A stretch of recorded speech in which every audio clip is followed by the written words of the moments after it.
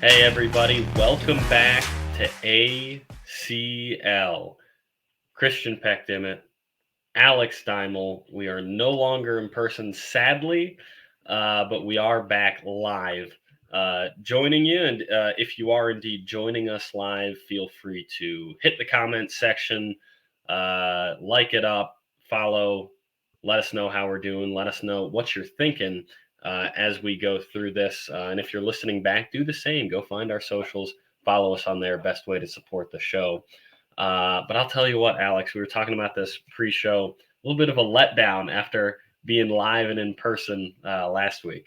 Yeah, there's really no way to pick it back up. It's weird just sitting in my basement doing this after what was not only like a fun show, but I mean coming out of it, I remember saying at the beginning of the show, I was like, I cannot wait for my phone to not record or something. And we had everything pretty set and square. And you guys got to see a classic Alex rant last week. You might have another one depending on how I'm feeling today. But no, get back on the grind. I know you're a big fan of what happened with the Pistons this past week, so I'm sure we'll get into that. We'll do a little bit of an NBA NHL playoff update. I'll talk about how I got to watch the Tigers get shut out by the fucking Miami Yeah, Marlins, that's tough. and what else we got? Oh, and we got the Lions schedule release reactions as well, which I mean, this will be an interesting year. There's some teams on or some positioning that I'm shocked by because in the past it seems like they always screw us out of prime time. But we'll get into that in a bit. Where do you want to start? You know what? We've got this set of Detroit teams we got to talk about, and sadly, not a lot of it is super positive. So we're going to start with what I think is the worst of the worst with the Pistons. Once again, the Detroit Pistons have been screwed out of potentially a top pick. And we've spent a lot of time on this show talking about the draft lottery, its pros and its cons. If, by the way, you're interested in those conversations, or last week's show, we talked about some referee robberies with Detroit sports, who has a long history of them. Go back on our YouTube, go back on our Spotify or Apple Podcasts, wherever you get your podcasts, wherever you're listening, you can go back, find those old episodes, catch up with us. Needless to say, there's good and there's bad to the modern NBA draft lottery, which is really trying to put an emphasis on getting rid of tanking.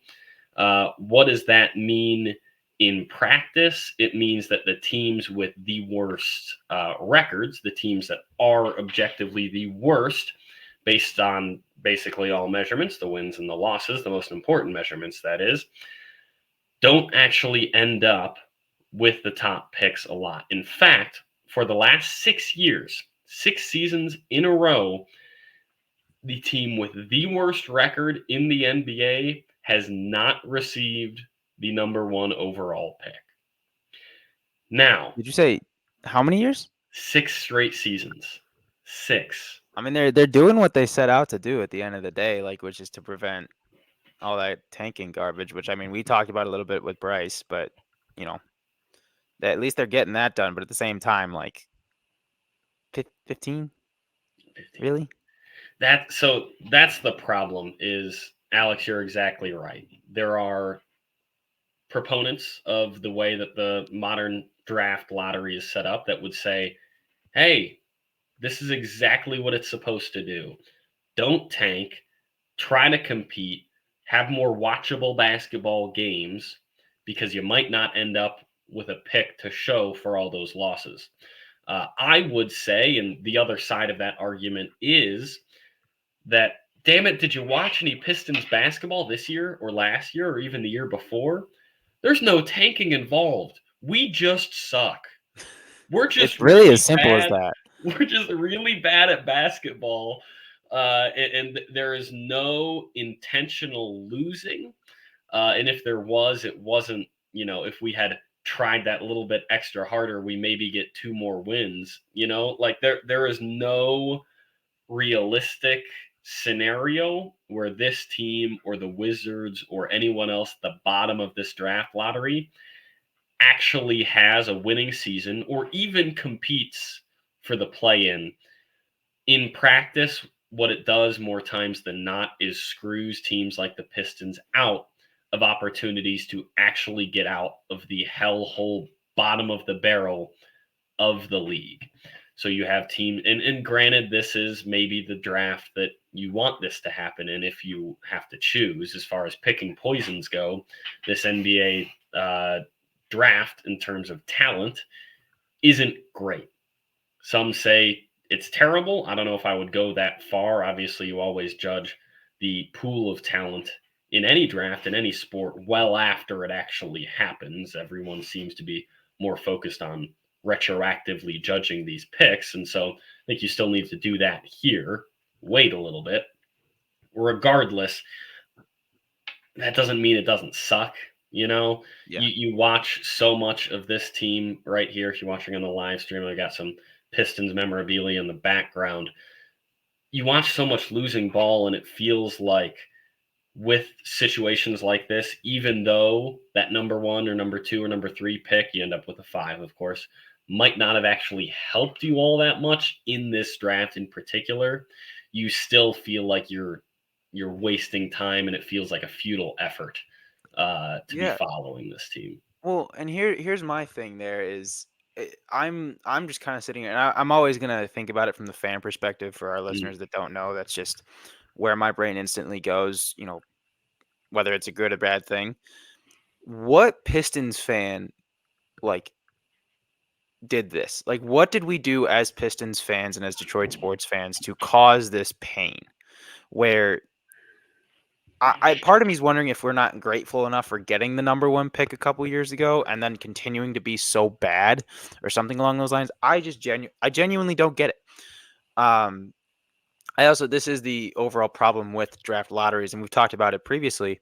But I mean, the Red Wings have been stuck with the sixth pick mm, over and over and over for years, and I think we've got God, I don't know. I want to say it's pick 15. I just know we weren't even in the contention for one of those top lottery picks, but I think it is one of those. And then you also have it where in the NHL it's become the I guess the lot it's the lottery for one, where everybody was just focused on who was going to get Connor Bedard at the end of the day because he was the consensus, clear cut number one overall pick. I mean, even in the NFL, it's the race for the number one. Fans of losing teams are sitting there like, can we keep losing? Can we? hmm There's the Caleb Williams lottery or something like that. Obviously, it's not a lottery in the NFL, but it is. I don't really know what the right system is, and I feel like it's going to be something different for each sport because, especially considering the development process and the way things are gone about is so different in each of the major sports leagues. Like mm, Major League Baseball, you have more prospects than you even want to think about. You have more people on your minor league teams than I don't even, I mean, each team is like a good 20, 30, 40 guys sometimes. hmm Then you have the NFL where it's just mostly just rookie camps. The NBA has the G League and the NHL. There's more minor leagues or juniors or anything than I even can count. Like it's different for each league, and I feel like as they're starting to test these different routes with the lottery, I think we're going to get to a point eventually where each league is going to have their own dedicated system, and hopefully they find what works because clearly just using the routine lottery is not working out. No, certainly it's not cut and dry or copy and paste, I guess, league to league. You're exactly right. There's so many differences. The farm system jumps out, but the G League and the idea of two-way prospects in the NBA, and there's just so, and even in the NFL, there's maybe less of an emphasis on the idea of tanking because very rarely, unless people think, and it's still possible that Caleb Williams is generational, is the word often used, but it's far harder for one prospect or two or three to turn a franchise around. It takes more of a complete build up.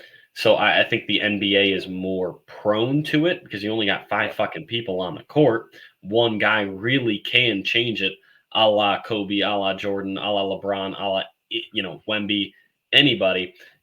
So I get it, and that's almost the problem is that I empathize with the way the draft lottery is set up, and I even agree with the idea in theory that like we shouldn't be emphasizing tanking, and so that's why I like the draft lot, or not the draft, the play-in tournament, and the idea of the draft lottery.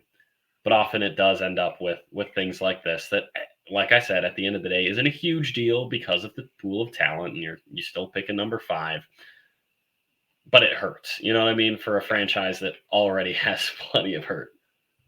Yeah, no, absolutely. And I mean, it seems like it's just been this way for a while. And it does seem like out of each team, like each of the four, like obviously the Lions have been great, but even the Tigers and Wings, there's at least like a minuscule amount of hope at the beginning of every season. Where the Wings had a great chance, and Yeah. you can make your arguments of where they blew it, where along the line, whether they blew it at the end or in the middle with that 7-game pointless streak or whatever the fuck that was.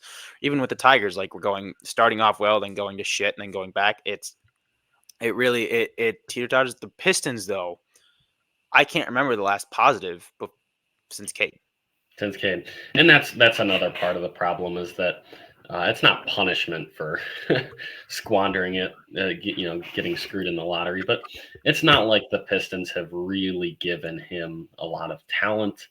Or yeah, Jaden Ivey is great, and Jalen Duren is awesome, but there have been very few short term impacts, and this goes back to the discussion of GM, and of course from that president of basketball ops. And so there's a lot of it's a long off season. A lot of things can change, but this this is, I think, almost a coping mechanism for Pistons fans is get mad at the draft because we have so many other problems, and this is one where it's like, shit, we could have gotten a win here. That being said, there are plenty of opportunities for wins coming up for other Detroit teams, albeit not on the hardwood. But as of what I think 8 Eastern yesterday, with the help of Tim Robinson, we did get our full Lions schedule, all of the times, except for one TBD on that final Minnesota game that is the season finale. But we have times, we have days, we have opponents, locations for the whole Lions season. Is there anything that sort of stuck out to you? You know, whether or not you're surprised by it, but something that you liked from that Lions schedule? I mean, I hate going back to Dallas to week 6 because I know Jerry Jones is going to It fuck us over. is But I after mean, a bye, though. it doesn't matter. Jerry Jones, here's the thing. He's got his little grimy little hands wrapped up in everything. Mm. Like we saw it clear as day with Brett. If you think of like legitimately, if you're asking any Lions fan to think of like 3 times the Lions have been screwed, there are 2 that were in Dallas that come to mind Yeah. immediately. Hmm. And we talked about it last week. So I don't love that. We do have I some do. interesting home matchups. I do like the Bills matchup, and then I mean, everybody's just going to be gassed up for Week 1. I mean, Mm. that's going to be Stafford coming back again after we beat them in the wild card. I think that'll be a good one. It is like our first 2 playoff matches are back to back to start the year. I don't know if that. I True. mean, I don't know what the deal is with that. I think that's pretty sick though. Um, Not a lot really like looking at it that's like, oh my gosh, like we did Hmm. prove that we can at least hang with the Niners in the championship game last year. We stunk at the end, but we at least proved that we can do it. Um so I'm ready. I'm ready. Bring it Hmm. on. I think there's a lot to be excited about. Obviously with Goff is being that final piece of the offensive puzzle getting signed. Um There is I do like a lot of these extensions. I do wonder if there's any room for concern, the fact that it's loading up. I think it was what, like 455 million combined between Amon Ra, Penne, and Goff. That's all on the offensive side though. And as great as they are we getting much action defensively? Are there guys that they're willing to extend for a long time? Maybe not. Maybe that's just how the league is going. But I know this is a could be potentially prone to rage bait, and I'm not trying to do that, but overpay or no, Jared Goff. do you think I'm going to say no to that? I got to throw it out there. I I, got because as much as he deserved the extension, it what is a would be lot the of money. argument? What would Yes, it's a lot of money, but And okay, first of all, you're asking that like you're expecting someone to answer that rationally. You're never going to get that rational answer from me. It's always going to be this guy just led us on the best run in franchise history Mhm. and has shown he can do it. To play devil's advocate, and I hate to be that guy because I genuinely am doing that. I do think it's a good contract. I'm with it. But as far as what the argument against it would be, is the fact that they relied a lot on their running game. They have maybe the best, but certainly a top three. I think the best offensive line in football, and it probably the best offensive coordinator in football as well, in Ben Johnson. And so I think people see that, and they tend to think that because he has all of these things going for him, that means you should take away uh, from Jared. Period. Because people are so willing to look at him and to look at the Tuas of the world and say their numbers are hyperinflated. They have weapons. They have, in Tua's case, Tyreek and whoever. Um, and I hate to make this comparison because he's already cemented himself as one of the best ever. But no one said that when Tyreek was with Pat Mahomes. No, and my big thing there is, and again, I realize the fact that I could be totally speaking bullshit, but I guess if I had to give my intuition on it, you have to make the decision around one guy, and the quarterback will always be that centerpiece. And What do you um, mean make the decision around or one guy? like Ben Johnson, Penei Sewell, and Amon Ra cannot do their jobs effectively without a good quarterback. He is going to run that offense. Like Ben Johnson can call all the great plays. Yeah, Sewell can have a great job blocking. Amon Ra, his game is dependent on Jared Goff. it's And if probably this is the guy, then probably this the is the most guy. important position in football or in sports. The most Oh, by far. singly important position in sports is By the far. quarterback. And he's proven that he can not only run this offense, but he can thrive in it. I mean, just because there is so much talent around him in Amon-Ra, in Penei Sewell, in that whole offensive line, in Monty and Gibbs in the backfield, I don't think that should take away from what Jared is doing because, yes, it is a ton of money, and contracts like trades, like draft picks, always seem to get judged, and maybe they should be retroactively years from now. Regardless, I think in this moment, when the decision is being made, I think it's a clear cut, deserved contract. Oh, and I think you also, for people that don't think so, you have to put yourself in the Ford family shoes, Brad Holmes shoes, Mm, where you have such a massive amount of momentum going into this year, showing that you're willing to take care of your guys that have proven they can do it.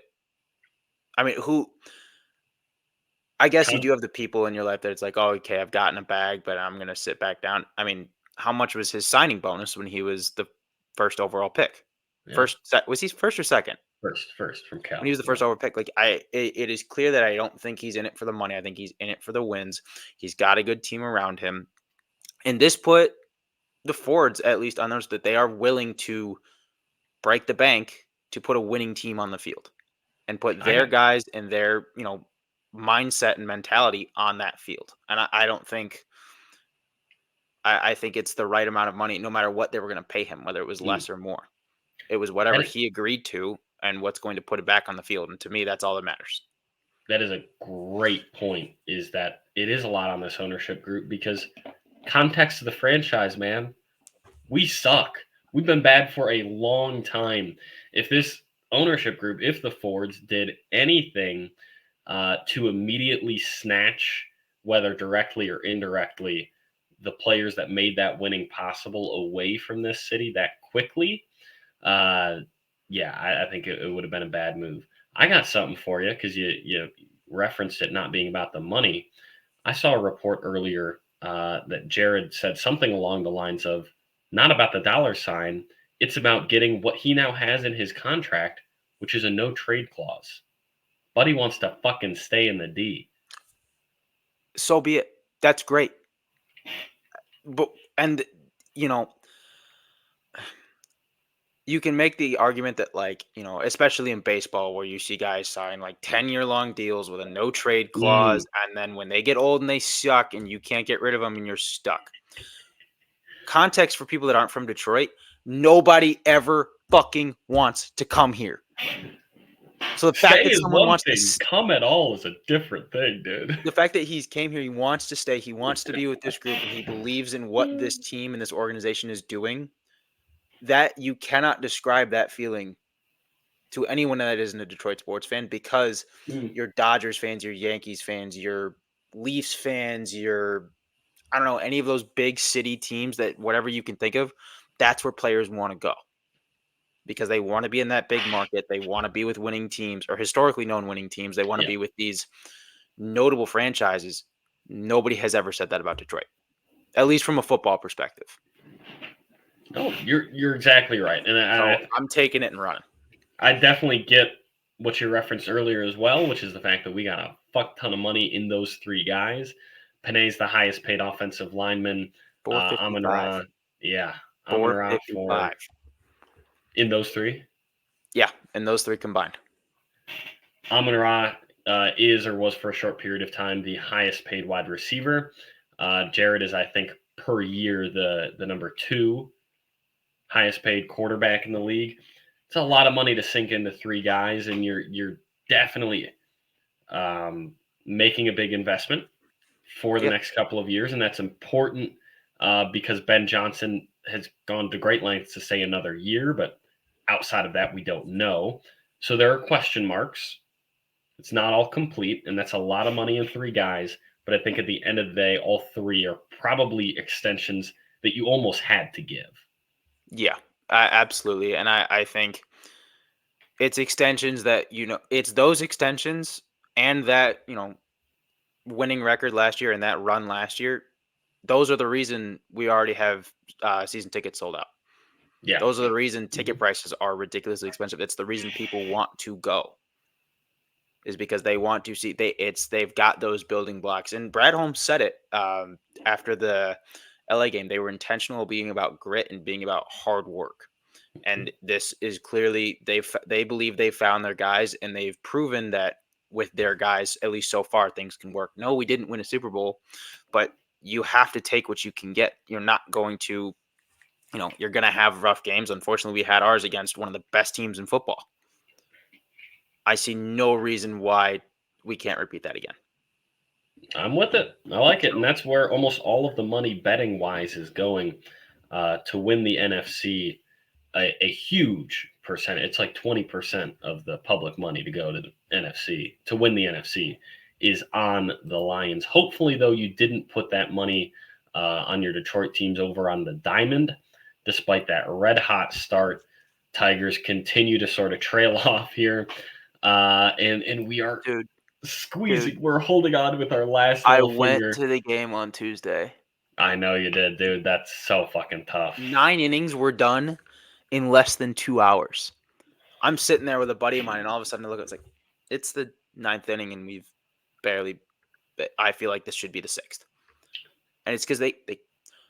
I don't know if it's a hitting coach. I don't know if it's the players. I don't know if it's Hinch. I don't know what it is. But for the love of God, at least just get on base. And if you're going to get on base, get someone that can get them in. It doesn't have to be hits at this rate. I just want people on base. I don't want like the swinging Mr. strike. Miller I will also do I want to crawl. mention. I mean, that was actually the first time I've ever seen a manager ejected live in person. I've seen players ejected. Never before, especially it was what, like the first or second inning. Something like that. We had an ejection. So I mean, that was awesome. That was the most entertaining part of the day, though. Yeah. We also haven't Last scored a run two. since Monday. That's what I was about to say, dude. Two straight games against one of the worst teams in baseball, the Marlins, at home in Detroit. 2-0 and 1-0. The last two Tigers games. You know, In fact, 9 total runs have been scored over the last 4 games for the Tigers, I've and they've been got the Diamondbacks coming up starting tomorrow. I've been battling with this in my head because I don't know what I'd rather have. Like Reese Olson was on fire in that Mm. game on Tuesday. Had a great day. Casey Mize had one slip up in that first inning, and it cost us the rest of the game. I genuinely can't put together if I would rather us be losing. And right now, I think I'd rather us lose 10-0 than 1-0 because the pain is just so, because you could see that the pitching is there. Mm. You can see that defensively things are working. Who's paying them not to hit? I want to know, because I'll beg you to take the money back. Mm. I've never seen something like it. There were more cheers when dogs came on the big screen because it was Bark in the Park Day than at any at bat. That's tough. That's so tough. The Tigers currently clinging to a positive run differential. Guess what their run differential is right now? If you said fucking 1, you'd be right. They're in the green, but it's by 1, and it's not looking good. 3-7 over the last 10 games are your Detroit Tigers, who seemingly sort of snapped their fingers and decided we don't want to play winning baseball It's anymore. also crazy because Parker Meadows, who I don't even think was above, I think he might have been like batting like .094. Like I don't even think he was batting over 100. Goes down to Toledo today and hits 2 home runs. So who This the hell's Toledo. paying our team to not hit? I just want to know. Shout out the Mud Hens, by the way. Yeah, big shout out to the Mudheads. I mean, I guess in some brighter news, when Wenzel Perez looks pretty good. I mean, he got 2 hit. He was 2 for 4 on Tuesday. He's batting .304 right now. He's looking pretty good. He's getting .881 OPS, which is highest on the team by far. I mean, Riley's up there with .834, but he couldn't even get on base the other day. It's even as soon as you get something on, someone grounds into a double play. It is just the definition of misery in the same sense that they always say that entertaining baseball is offensive baseball, and it's not even like we can have the bad pitching Fun and part. the good offense. It's If we're gonna lose, at least it's make it depressing. fun. It's depressing. That's all I can say. You mentioned the defense. Is there anything about this team that still is like, damn, okay, like you're getting something out of this? You find joy in some part of this team. See, but the parts where I find joy is where it brings me back down again, because you can talk about how Reese Olson has actually not pitched horribly at all Mm. and is 0-4. He can't get a win because every time he takes the mound, we can't get a hit. Literally 8 innings, 3 hits, 6 strikeouts. He has a 2.09 ERA and not a single win to show for it. So even the good parts are brought down by the bad Yeah, parts. And that's like I don't know there's a worse feeling as a sports fan where you have something that's so good and it's being negated so hard by the failures. that's a debate for I think a different time. Of is it better to watch a a 1-0 game or a 10-0 game if it's an L on both sides? Is it nice to have that joy of being in a tight game, just have it pulled away, or are you just like fuck it, a turn the game off in the fourth type of game? That's a conversation for a different time, though. As of right now, we still have because both of them take for fucking ever, and neither of us are complaining. NHL and NBA playoffs in their hype, and we've talked about it. If we've said it once, we've said it a million times. They get better and better and better, and then they're both gone. So we got to make use of them while they're here. Last night, one series ended at least on the hardwood. That was the Celtics. Finally, for the very Took first him long time, enough. yeah, for the very first time this postseason, Jason Tatum made more than 2 threes in a game. He made 3 last night. And Progress, man. it doesn't matter because he can shoot tour dates and they can tear down buildings. It's ridiculous how good that team is. And I know I'm out in Denver Nuggets country, but there's still a sentiment that that doesn't matter. That the Celtics can make it to the chip and they'll get run through by this very, very hot Nuggets team. That's the game going on tonight. By the time this episode is out, I think it will probably have already finished up. But what a comeback to have your team essentially buried in the dirt and in their coffin, down 2-0, giving up your home court advantage. You lost both of your games at home, and now to be on the brink of heading back to the Western Conference Finals. What a fucking turnaround for the Denver Nuggets. I mean, needed it heavily. I thought all the tweets were about Anthony Edwards. I thought the T-Wolves were going to run away with it. Yeah. So that was definitely interesting. And then I do need to preface this by I know last week I talked about the Rangers sweeping the Hurricanes. Yes, Mm. didn't happen. It's now a 3-2 series going into Carolina. Have I hit the panic button? No. But This is still the Rangers series. I just don't think anyone can stop that offense at all, or Shesterkin. I think this is his series. I've got another parlay, which I know is what lost me that last time. I'm saying fuck it, and I'm gonna keep cooking. It's gonna you go got a big Rangers one out money right line. now, don't you? A big one, but that's separate. We can, if that hits, we'll talk about it next week, which it There you won't go. Well, not because with that fucking the energy. Phillies are already losing. But the pick of the week is tonight. It's Rangers money line. Okay. That's What are it. the odds? I got it at plus 130. Oh, for rain. Okay. I like that a lot. And it lost Uh, last week, yeah, that's true. but we're back on. We don't learn from Speaking our of, mistakes on this podcast. that's very true. We do have some changes coming, and so in the next couple of weeks, with those changes, we'll start keeping records of how terrible or hopefully how good our picks do. I got two picks of the week only because the one that I want and the one I'm about to give you is tonight. And so, if you're tonight being whatever this is, Thursday night, if you're listening to this Friday or any other later date, thank you, by the way, for listening in. Drop a follow, drop a like, shoot a comment out to us. However, if you're doing that, I want to make sure there's a pick available for Friday night as well. That is Knicks +6 versus the Pacers. I know it's in Indiana. I know there's a very real chance that the Knicks are out OG again. I don't think it matters. I think they've proven this series that Jalen Brunson just cooks coming So off of are you just a 44. full-time Jalen Brunson believer then right now? Dude, I love him. He's a bucket getter. And I hate that he doesn't do it a ton, but I hate that he will sort of regress to that Trey Young thing where he up fake and then hucks himself into somebody and Yeah. throws the ball up in the air. But he had 44 points, 7 assists in that game 5 win, only 7 free throw attempts. I don't think he's as big a foul baiter as people as critics would like to point out. When he does that, I don't like him. But as far as like a 1B tier fan, I love watching him play. He's a straight bucket getter. I think he essentially wills this squad into the ECF. I've got Knicks +6.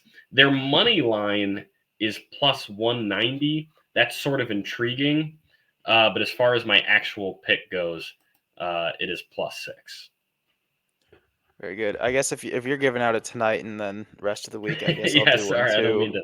If you don't have one, I do ready. have a future I want to throw in there, which I don't know how we'll Okay. do this.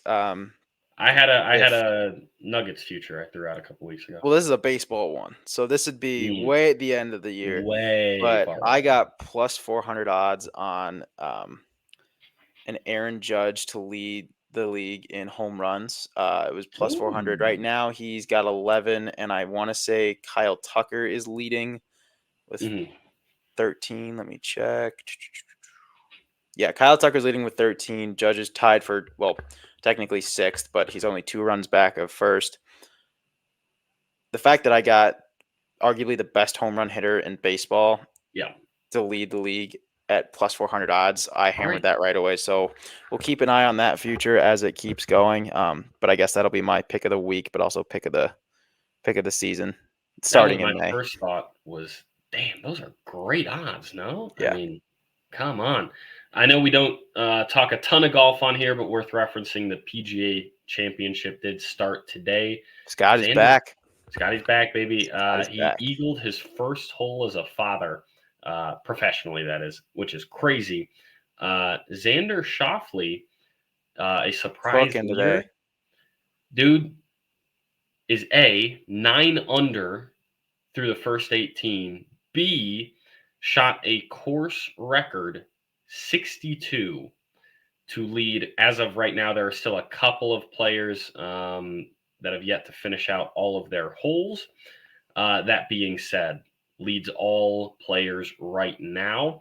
Rory McIlroy, who has my money to finish top five. Those are my two bets: him and Scotty to finish in the top five. Rory was 5 under, shot a 66. Scotty, currently as we're speaking, is on this through 16. He's on the 17th hole. He's 4 under, so a little bit of golf there for you. Was sort of surprised that going into this tournament, if you happen to bet it 8 hours or 10 hours or 10 hours ago, whenever the tournament started, Scotty was the leader odds wise at plus 400. If you had that bet, I feel like those are pretty good odds.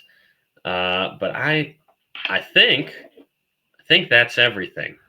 Yeah, I think that does it. We'll be back next week, and I think things will look a little different for our listeners out there. Again, drop a like, drop a follow if you're looking at us on socials. And um, I had more to say and I lost it, so I'm gonna let you do the outro because I'm Until awful next at week, them. we're out of here.